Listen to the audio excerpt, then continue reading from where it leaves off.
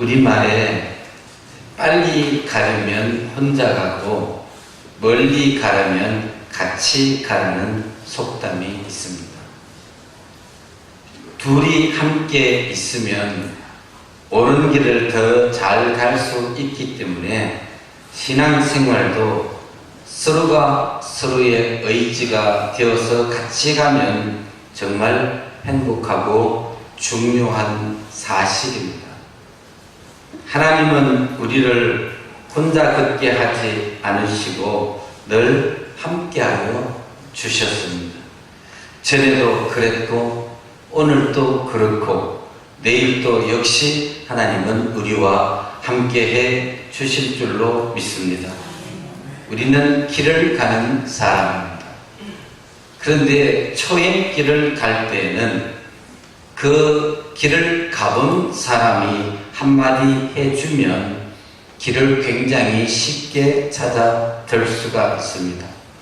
그리고 초행길로 도착한 그 지역에 표지판이 있으면 그 표지판을 보고 길을 찾을 수 있기 때문에 처음 길을 가는 사람에게는 엄청난 도움이 되는 것입니다. 우리의 길을 우리는 한 번도 가본 적이 없는 오늘이란 인생을 살고 내일이란 인생을 준비하며 우리는 오늘도 길을 가고 있습니다. 이스라엘은 광야 생활에서 하나님의 보호 없이는 한 발자국도 앞으로 나갈 수 없는 상황이었습니다. 날마다 하나님의 음성을 들어야 움직일 수 있었고 낮에는 구름 기둥으로 밤에는 불 기둥으로 하나님의 보호를 받으며 그들은 그들의 길을 갔습니다. 그런데 여러분, 길을 가다 보면 막힐 때가 있습니다.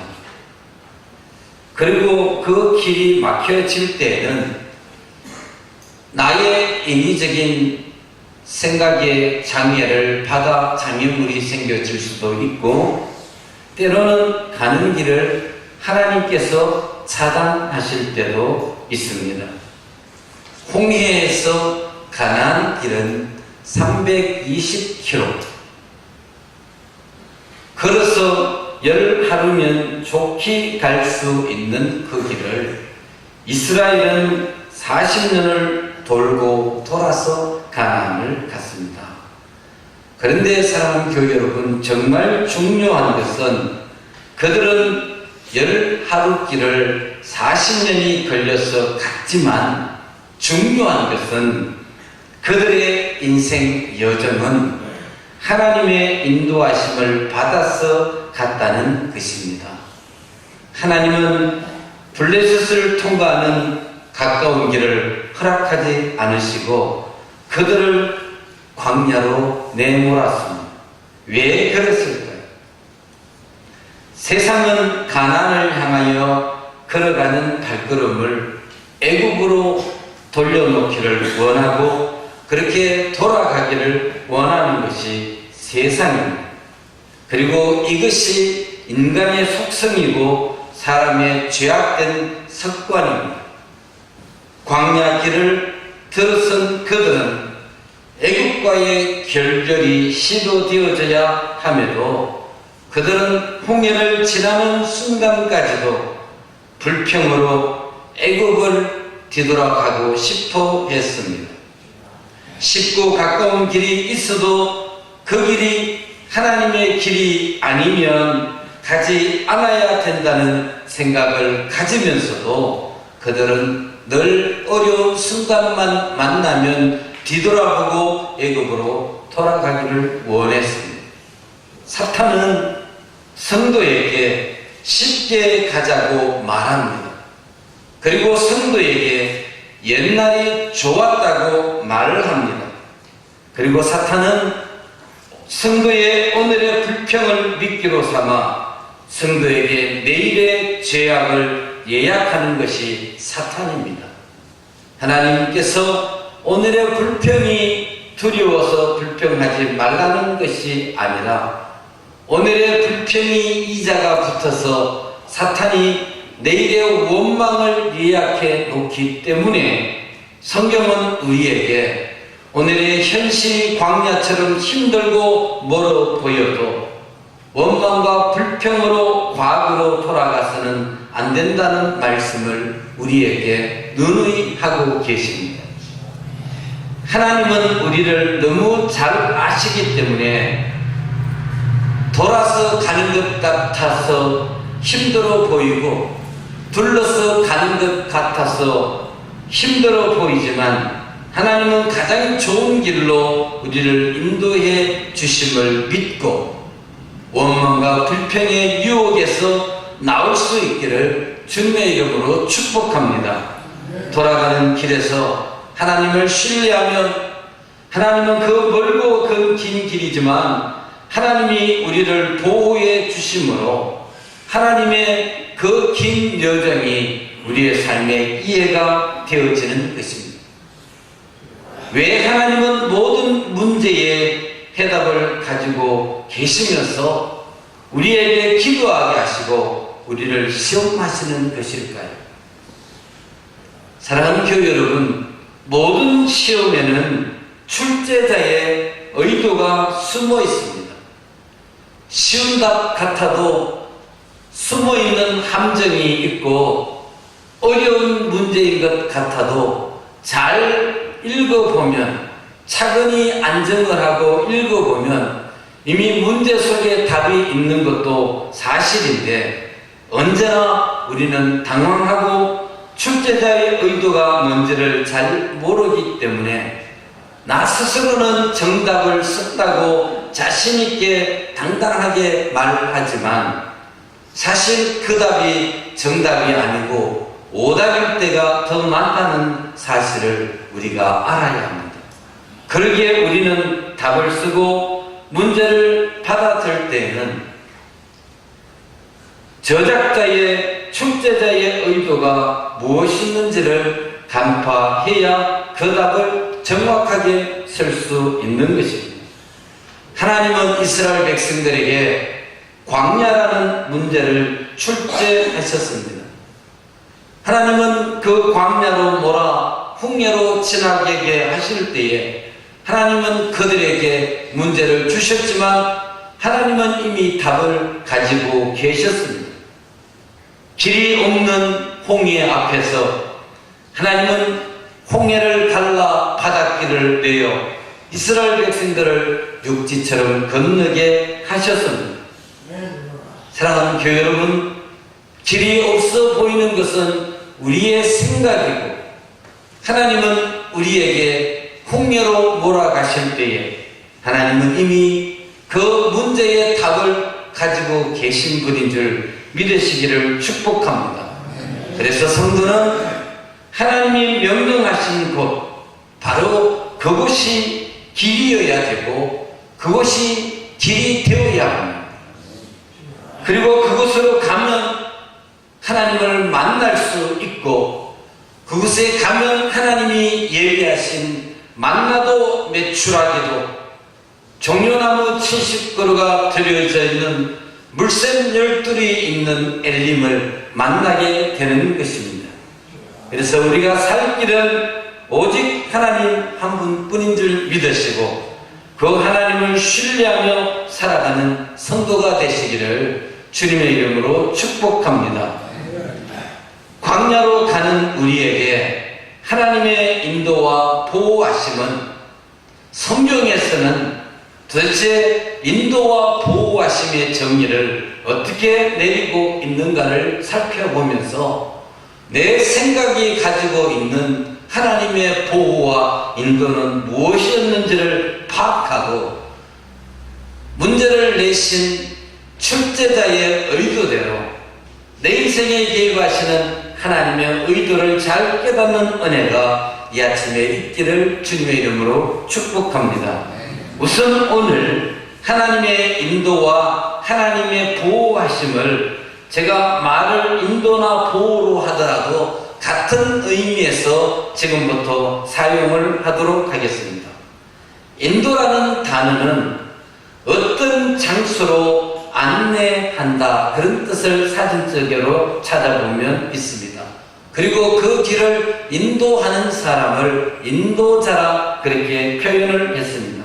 인도자는 인도를 받는 사람에게 가야 할 목적지를 분명하게 설명하고 그 목적지까지 잘 갈 수 있도록 모든 필요한 것을 제공하고 도와주는 사람이라 그렇게 정리를 하고 있습니다.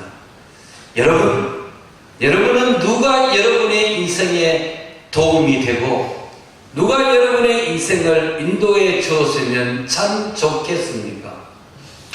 물론 우리 모두는 다 이 문제의 답을 하나님이시라고 마음속으로 말하고 생각으로 말합니다. 그런데 실질적인 행동은 하나님이 아니시지요. 하나님이 아닌 다른 그 무엇인가가 있다는 사실을 우리는 생각해야 합니다. 말씀에는 하나님의 인도와 하나님의 보호는 하나님께서 사람에게 방향을 설정해 주시고 그 설정한 방향을 스스로 가게 하나님이 구약시대는 내버려 두었습니다. 그래서 아담에서부터 아브라함 전까지는 사람이 스스로 갈 길을 판단하고 갈 수 있도록 하나님이 사람의 자유에 맡기셔서 사람이 잘 가지를 못하는 거예요. 가다가 넘어지고 가다가 죄짓고 가다가 쓰러지고 하나님의 적극적인 간섭이 아브라함 때부터 시작이 되어집니다. 하나님은 아브라함에게 갈대아 우르에서 출발하여 가나안까지 가는 모든 갈림길에 하나님은 그 방향을 제시하시고 죽음의 순간까지 그와 함께해 주셨습니다. 구약시대는 때로는 모세를 통하여 때로는 선지자를 통하여 예언자를 통하여 하나님이 사람에게 나타나시고 때로는 여러가지 사건들 속에서 하나님은 그 사건을 통하여 하나님의 인도하심을 사람이 느끼게 해 주셨고 때로는 기도하게 하심으로 하나님의 인도하심을 사람들이 알게 해 주셨습니다. 그리고 신약시대에 와서 하나님의 인도는 그 모든 것 가운데 임마누엘로 오신 주님이 사람과 함께 해 주심으로 하나님의 인도와 보호를 느끼게 해 주셨다. 그 주님이 이 땅에서 가시면서 보혜사 성령이 우리에게 오셔서 함께 하시고 동행해 주심으로 사람이 하나님의 인도와 도와주심을 느끼게 하셨습니다. 그리고 날마다 우리에게 말씀이 육신이 되어 오신 그 하나님의 영광이 우리의 말씀 가운데 임재하셔서 말씀을 읽을 때마다 주님은 우리에게 함께 계시고 인도하시고 보호하시는 것을 약속해 주시고 이제는 마지막으로 우리와 함께 계심을 증명하기 위하여 우리가 살고 있는 이 세상이 정리되는 그날에 우리와 함께 하시기 위하여 다시 오신다는 약속으로 하나님이 우리와 함께 하심을 하나님이 우리와 함께 하시고 우리의 일생을 보호하시며 인도하심을 우리에게 보여주셨습니다. 성경에서 말씀하시는 인도와 보호는 바로 임마누엘이었습니다. 하나님이 함께 하시는 것이었습니다. 사랑하는 교회 여러분, 내가 생각하는 하나님의 인도와 보호는 내 인생 사사건건 기적이 일어나고 내가 미워하는 자는 언제나 저주를 받고 내가 싫어하는 사람은 언제나 망하여야 되는 그래서 내 인생에 늘 기적이 일어나야 되는 그런 걸로 하나님의 보호와 인도를 생각하십니까? 오히려 바꾸어서 내 자신을 생각해 보십시오. 내가 이렇게 살면 저주받아 죽어야 함에도 오늘 죽지 않고 살아있는 게 혹시 내 인생의 기적이고 내 인생의 하나님의 보호하심이 아닌가? 여러분 혹시 이런 것을 생각해 보았습니까? 사랑하는 교회 여러분, 오늘 하나님은 하나님이 보호하시는 성도들과 함께 하심으로 우리를 인도하시고 보호하신다는 것을 증명해 주셨습니다. 아멘. 그렇다면 하나님의 인도와 하나님의 보호를 받는 성도는 어떻게 살아야 하느냐? 성도는 좋은 마음의 밭에 하나님의 말씀인 좋은 씨앗이 심겨져서 장성한 나무가 되어 예수님의 향기를 바라는 사람이 되어야 하는 것입니다. 이스라엘 백성들을 향하여 에레즈 이스라엘이라는 히브리어를 사용을 하고 그 사람들은 자기를 향하여 서로 샬롬 아니면 에레즈 이스라엘 그렇게 말합니다. 이 에레즈라는 단어는 백향목이라는 단어입니다. 백향목은 좋은 나무를 대표할 때에 사용되어지는 이스라엘의 나무 이름입니다. 백향목은 사전에 찾아보면 만년설로 덮인 레바논 산맥에서만 자생하는 침엽수로 크게 크면 40m까지 큰다고 기록이 되어 있습니다. 그리고 그 나무에는 은은한 향이 있어서 벌레가 접근하지 못하고 분비되어지는 진액은 사람에게나 짐승에게 상처난 곳에 탁월한 효과를 나타낸다. 그렇게 기록이 되어 있습니다. 이 레바논의 백향목은 수명이 1000년을 갑니다. 그리고 이 나무를 벌목을 하여 두어도 100년을 향을 내는 것이 이 백향목의 특징입니다. 모든 성경은 백향목을 하나님이 지켜주시는 이스라엘 백성 그리고 모든 하나님의 백성들 하나님의 보호를 받고 살아가는 모든 사람을 지칭하여 말할 때에 백향목이라는 단어를 사용을 합니다. 사랑하는 교회 여러분, 오늘 저와 여러분이 이런 백향목 같은 성도가 되기를 주님의 이름으로 축복합니다. 이런 성도가 되기 위해서 어떻게 살아야 하는가에 대한 오늘 우리의 삶의 자세를 사도 바울이 빌립보서 4장을 통하여 우리에게 말씀하고 있습니다. 오늘 본문은 읽지 않았던 4장 1절에 보면 사도 바울이 빌립보 교회를 향하여 나의 사랑하는 나의 사모하는 형제들아 이와 같이 주 안에 서라 이 말씀으로 4장 1절을 시작합니다.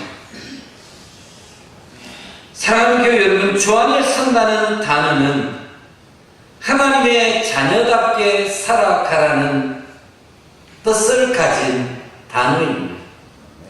주 안에 서라는 이야기는 하나님의 자녀답게 살아라는 이야기입니다. 구원받은 백성답게 살아가라는 이야기입니다. 여러분, 구원받은 백성, 하나님의 자녀, 하나님의 백성은 어떻게 살아야 하는 것인가? 오늘 본문에서는 한 3가지로 요약하여 우리에게 말씀하고 있습니다. 그 첫 번째가 항상 기뻐하라는 단어입니다. 주 안에서 내가 다시 말하노니 기뻐하라.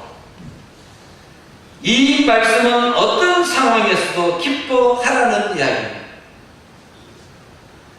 오늘 본문 4장을 받는 빌립보 교회의 상황은 성도들이 실제적인 처해져 있는 상황은 기뻐하고 싶어도 기뻐할 수 없는 정말 어려운 상황에 직면해 있습니다. 외부의 심한 박해와 대적자들, 특히 할례당으로 인하여 거짓 유언비어가 온 교회 안에 퍼져서 교인들을 혼란스럽게 만들고 그 유언비어로 말미암아 교인들이 교회를 떠나가고 있는 그런 상황이었습니다.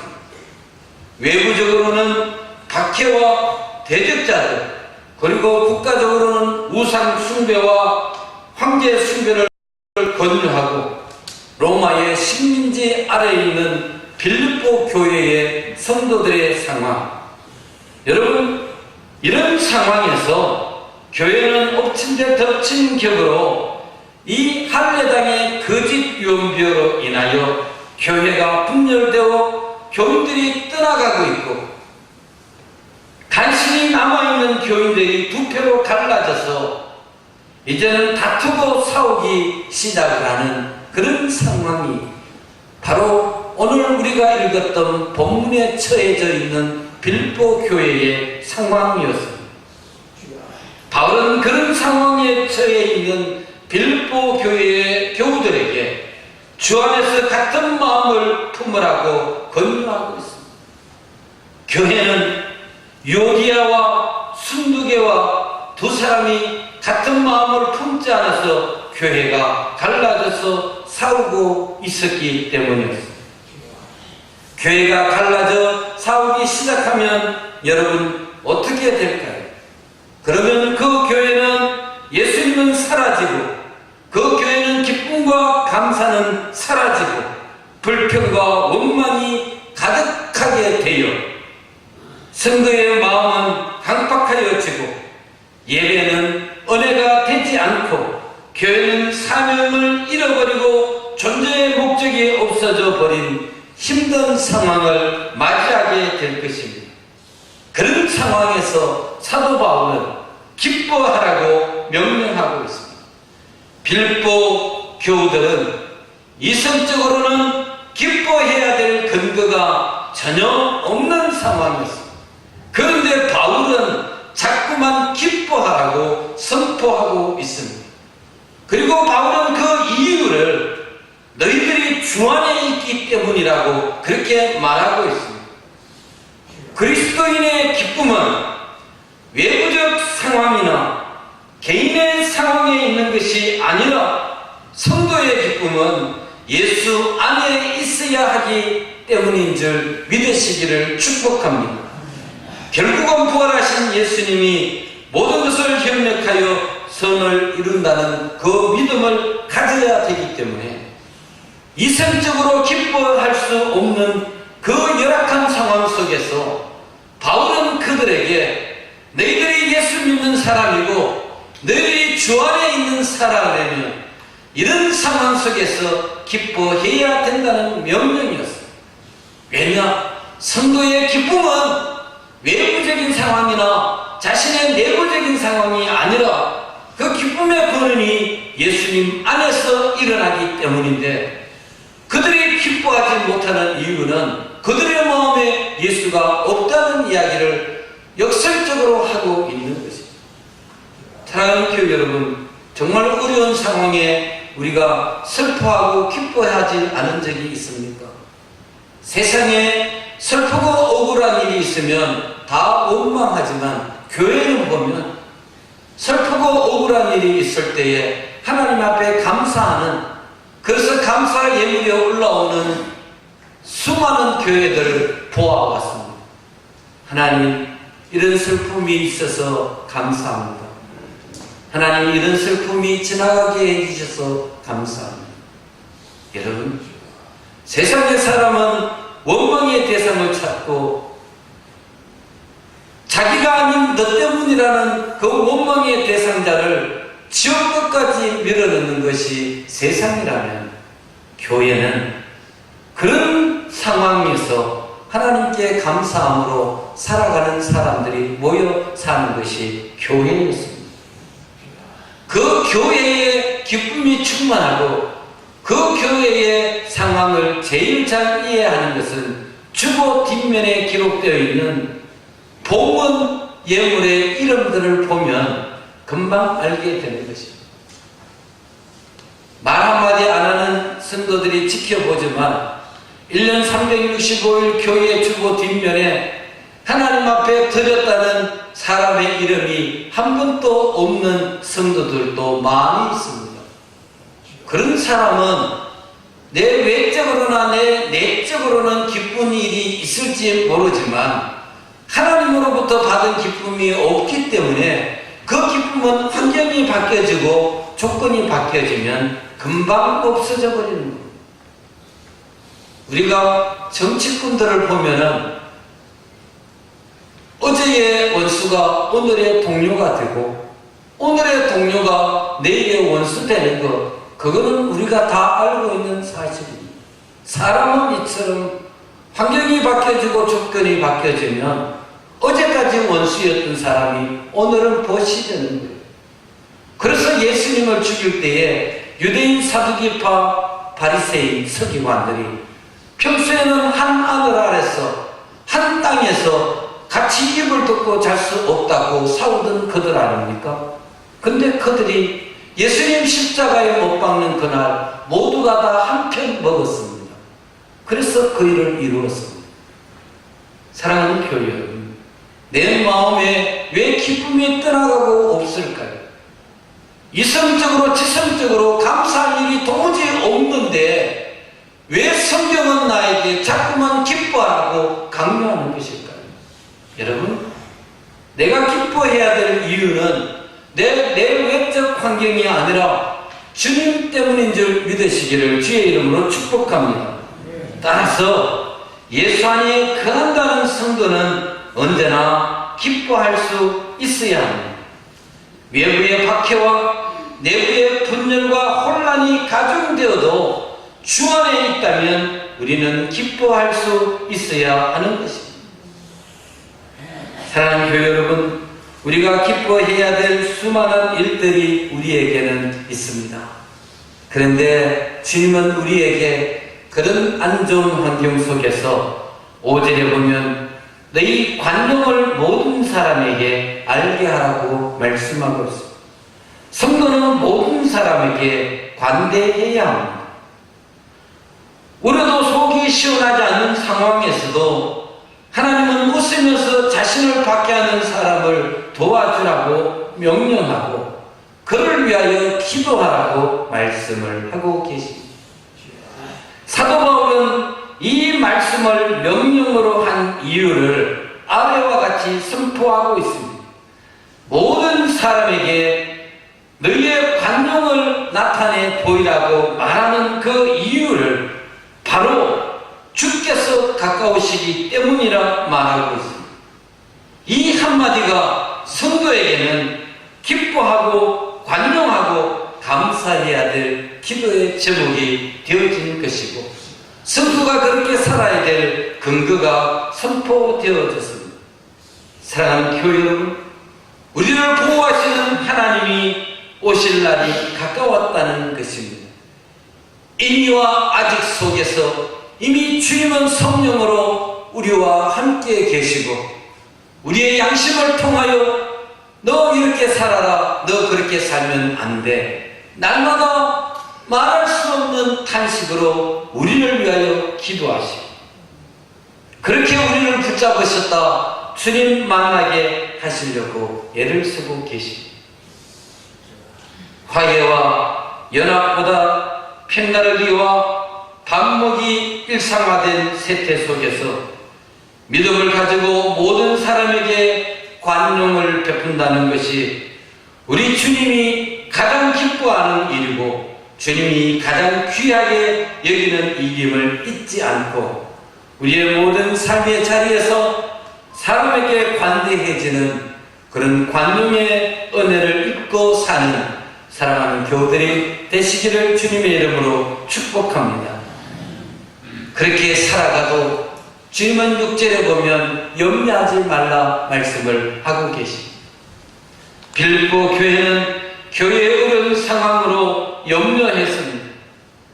우리도 모양과 정도만 다르지 우리 모두가 다 염려 가운데 살아갑니다.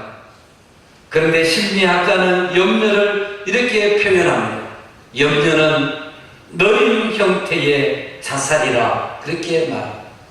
이 염려가 얼마나 위험한 일이면은 염려는 너림 형태의 자살이라, 염려의 끝이 자살로 간다는 사실입니다. 염려가 얼마나 몸과 마음을 어렵게 만들고 대하는지를 극단적으로 표현한 이야기입니다. 그런데 성경은 이런 염려를 하지 말고 염려에서 자유할 수 있는 길을 우리에게 소개하면서 감사한 마음으로 기도하라, 그렇게 말했습니다. 모든 형편 다 하시는 주님께서 알아서 그냥 척해 주시면 되는데 왜 기도하게 하실까요? 그것은 우리의 삶의 자리에서 하나님을 찾게 하시고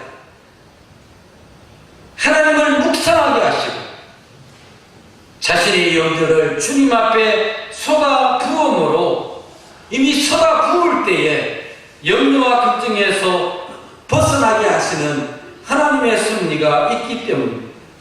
그래서 기도하면 단면한 문제는 사라지고 없고 그 문제에 염려했던 자신을 보게 되는 것입니다. 나의 어리석은 모습이 보여지고 잘못 가고 있는 내 자신이 보여지고 아무 쓸모없는 내가 보여지는 것입니다. 그 모든 문제가 다른 이가 아니라 내 자신에게 있음을 깨닫게 하기 위하여 하나님은 오늘도 우리에게 기도하게 하시는 것입니다. 염려하지 말고 모든 것을 기도할 때에 감사함으로 기도하라는 것이 오늘 하나님의 보호를 받고 살아가는 성도의 결론입니다. 그 결론을 오늘 7절에서 말씀하십니다. 기도할 때 감사함으로 기도하라. 그리하면 너희의 마음과 생각을 하나님이 지켜주실 것이다. 여러분, 마음은 사람의 깊은 내면에 자리한 감정을 말합니다. 우리의 연약한 마음을 기도할 때에 하나님이 보호해 주시기를 기도해야 합니다. 또 마음과 생각이란 단어는 행동과 감정을 조절하는 컨트롤 타워입니다. 같은 상황에서도 이쪽으로 생각하면 걱정이요, 저쪽으로 생각하면 감사가 되는 같은 상황에서 어떻게 생각할 것인가에 대한 사람의 감정을 조절하는 타워가 생각입니다. 좋은 여건에서도 원망과 불평하기 때문에 감사할 수가 없고 비참한 상황에서도 감사할 수 있기 때문에 그가 하나님을 누리고 살아갈 수 있게 되는 것입니다. 결국은 환경이 달라지는 것이 아니라 자신의 생각이 달라져야 감사할 수 있다는 사실을 여러분 기억해야 합니다. 모든 상황에서 그리고 모든 사방이 다 막혀 있어도 하늘이 뚫려 있음을 여러분 기억하셔야 합니다. 하나님은 우리를 보호하기 위하여 동서남북 사방이 다 막혀도 하나님은 하늘을 뚫어놓고 그 누구도 하나님의 영역을 가로막을 수 없도록 하나님이 천사들을 통하여 하늘을 지키십니다. 보호하시는 하나님을 믿고 감사한 마음으로 기도하면 우리의 당면한 문제도, 재정적인 문제도, 개인의 사람과 사람의 관계의 문제도, 건강의 문제도 감사함으로 기도하면 그 사람의 기도가 하나님의 보호를 받아 모든 것 이기고 승리하게 될 줄로 믿습니다. 오늘 주님의 보호하심이 우리가 죽어 천국 가는 그날까지 늘 우리의 삶에 함께 하셔서 하나님이 주시는 평강을 누리고 살아가는 복된 은혜가 성도들의 한 주간 삶 속에서 풍성히 넘치기를 예수님의 이름으로 축복합니다.